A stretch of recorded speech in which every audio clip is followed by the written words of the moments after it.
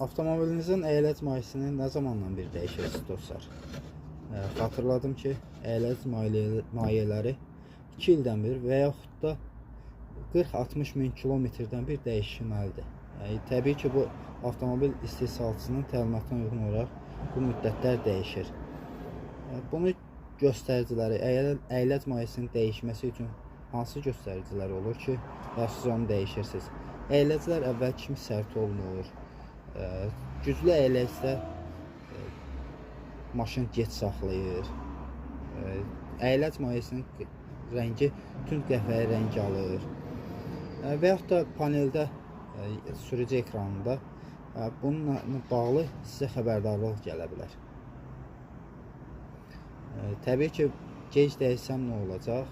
Əyləc yumuşalacaq, daha gec tutacaq və yaxud da detallar koroziyaya uğradır. Ona görə də 2 ildən bir mütləqdir ki, siz əyləc mayelerini dəyişəsiniz. Keyfiyyətli əyləc mayesi istəyirsinizsə, bizim dükanımızda bu mövcuddur. Dükan Bayıl qəsəbəsində yerləşir, sifariş qəbul olunur, sifariş edə bilərsiniz.